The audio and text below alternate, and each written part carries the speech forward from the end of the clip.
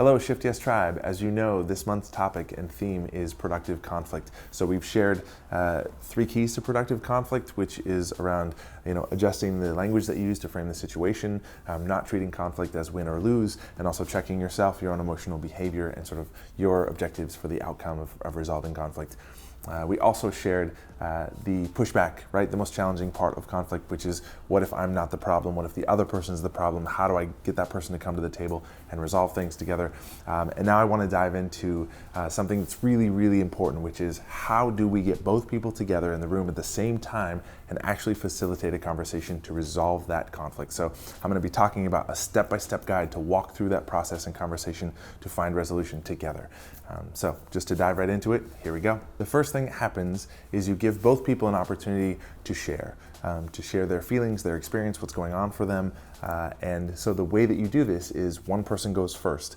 So if that's you are going to share everything that's going on for you. And I am going to just listen. You're going to say everything that's going on for you, your feelings, your frustrations, sort of what you think is happening in the situation, your experience and perspective. And during that time, I am only going to listen to you. I'm not going to roll my eyes. I'm not going to huff. I'm not going to sigh and make mess. This is not a time for me listening to you to give any feedback.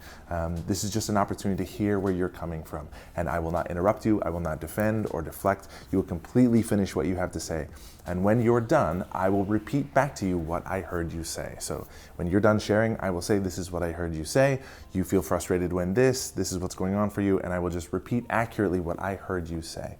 When I'm done, you will confirm if I heard you correctly. So if there's adjustments or tweaks, you'll be like, that's not actually what I meant. What I meant was this. So, and I will be like, okay, so what you meant was this. This is what I totally heard you say. This is totally where you're coming from. And when that is resolved, yes, that is exactly how I feel. Great. Now it is my turn. So I will say everything that I feel, my frustrations, what's going on for me, my experience, right? Remembering to frame this conversation in I statements. I feel frustrated when, this is my experience here, right? I feel like you're not listening to me, or I feel like this, not, I'm trying to avoid accusing you of what you're doing wrong and labeling you or saying you're this kind of person.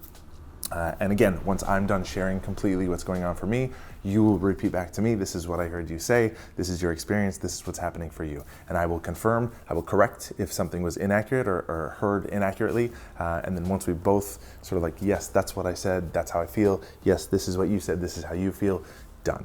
Now that both people have had a chance to share and be listened to, we'll take this time to identify what the real root of the problem is. Now that everything is up on the table, we can say, okay, this is really what the problem is here. And then once we've identified that, we move to find a resolution. So what steps can we take? How can we both contribute to this situation in a different way that will make it better for the other person? So this is a time to ask questions. How can I show up differently here to help you? What can I do to make this better?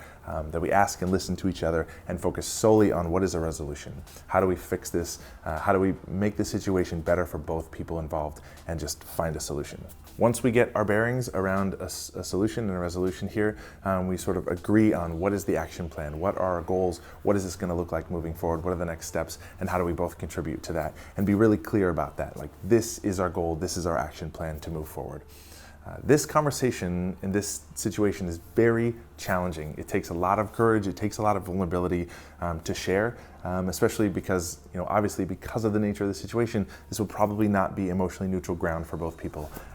It is important for us to appreciate and thank the other person for being willing to share, being willing to listen and hear what we have to say, and being willing to try and make an effort and be committed to finding a resolution here.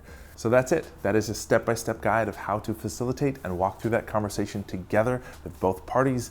It's important to end that meeting on a positive note, with both people coming away being willing to contribute to the situation differently and make things better for each other.